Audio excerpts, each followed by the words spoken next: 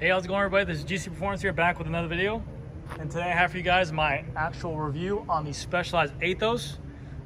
You guys see my actual reviews on the bikes, or my show-offs of the bikes, of the Pro and the Expert and the S-Works.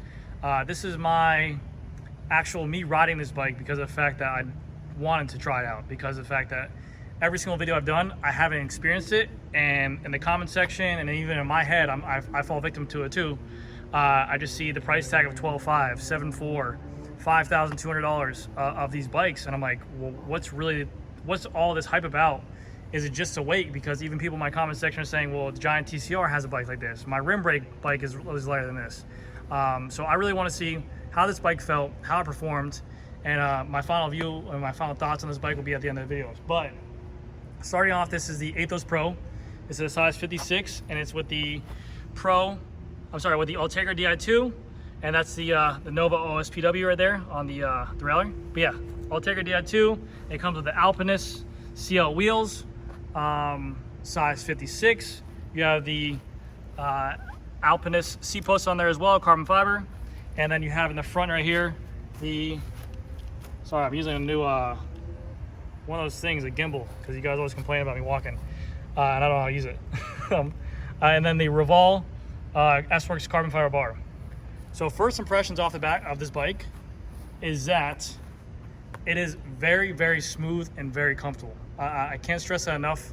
That's the whole thing I think about this bike as a sell. I mean, everyone's saying, hey, my bike is this light. Hey, the Giant, whatever, 2014 is this light. Hey, these bikes are this light. Yes, they're light, but that's not what this bike is all about. It's super lightweight, but it's one of the smoothest bikes that I've ever rode in my life. I've ridden the first generation Venge, the second generation Venge, the Venge Vias, the third generation Venge. I've ridden every single tarmac under the sun, S-Works Pro. I've ridden a lot of Specialized bikes before.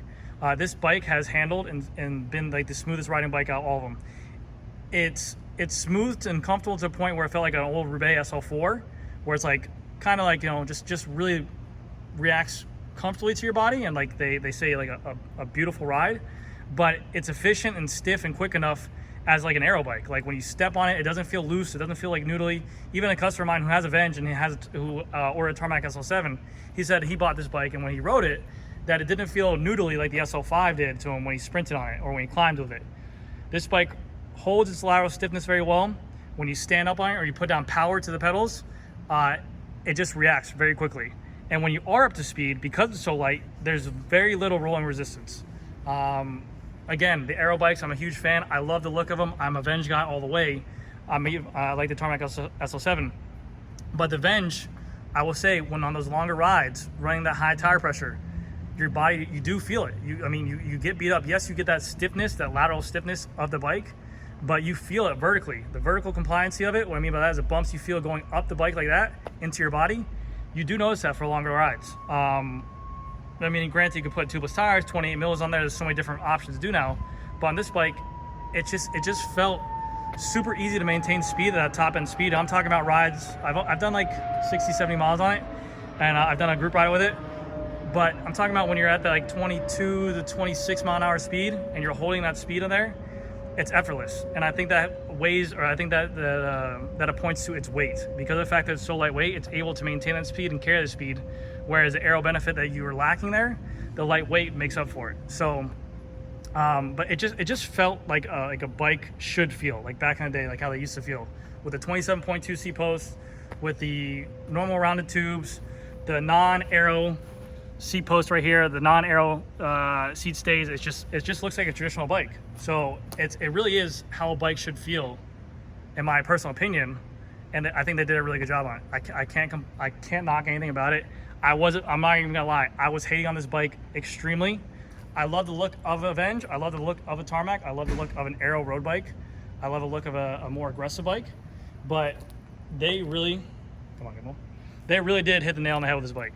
And that's the reason why I want to get on one, which is because of the fact that I can't, personally, my job is to sell this bike. I couldn't sell this bike. People were asking me, this bike or Tarmac SL7. I didn't like it. I was not a fan of it.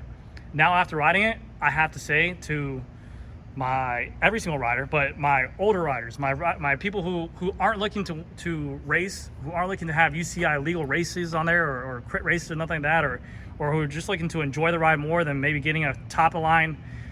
Maybe they have the money, but they don't want to spend top of line money to get beat up every single time they ride and their back's aching, or their traps are hurting by the end of the day, or they can't do things with their family because of the fact that, you know, they're sore after the ride. This bike, you can do the 30, 40, 50 miles, whatever it is, 100 miles on it, and still be comfortable throughout the rest of the day and not have to worry about those aches and pains, because it really does perform really well. One of the guys we have here is about 72. He took it out for a spin. He's like, it really is a smooth, beautiful ride. He said it's just a smooth ride. And that's going to test, you know, wheels and tires and stuff like that too, but it just, they did an amazing job with it. I can't stress that enough. I mean, everything that went into it. So it's not really just all about the lightweightness of the bike. And I gotta say, if you are considering, if you're in the market for a Tarmac SO7 and you're considering something like that coming up in the future, this is a bike to take in consideration. I mean, it climbs like a champ. It doesn't need the aero qualities because it's super lightweight, but it's a bike that you can really enjoy riding on and still get the ride quality out of it. So, but that's gonna be my review on the bike. Let me know what you guys think of it in the comment section down below. Please leave a like and subscribe if you guys want more content like this. But that's gonna do it for this video, guys, and I'll see you in the next one. Bye.